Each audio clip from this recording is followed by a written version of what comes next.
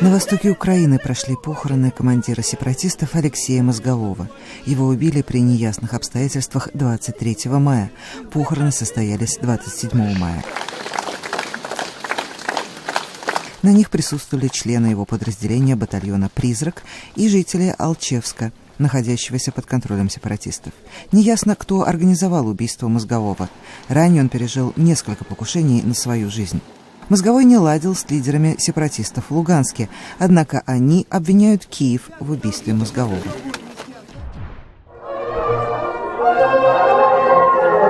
В Азербайджане сторонники оппозиции по традиции собрались в День Республики в деревне Навханы, где родился один из основателей Азербайджанской Демократической Республики Мамед Эмин Расулзаде.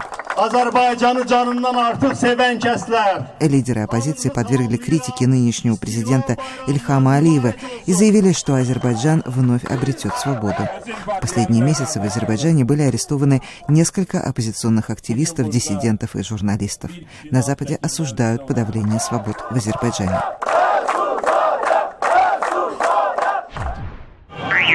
В Пешаваре на северо-западе Пакистана лавочники и торговцы протестовали против присутствия в этом районе сил безопасности, поскольку это отрицательно сказывается на бизнесе.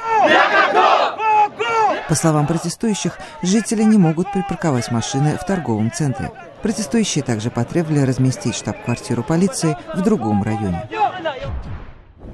В столице Казахстана Астане прошла немногочисленная демонстрация в связи с массовой гибелью антилоп сайга, семейство которых находится на грани вымирания.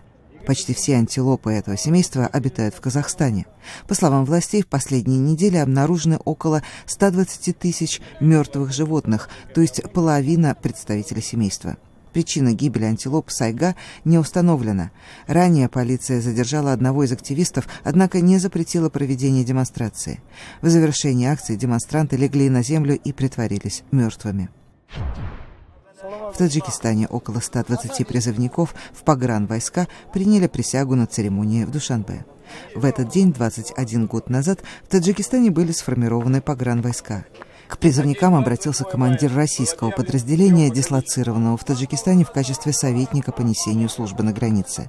Российские погранвойска охраняли границу Таджикистана с Афганистаном до 2005 года. Протяженность этой границы составляет 1400 километров.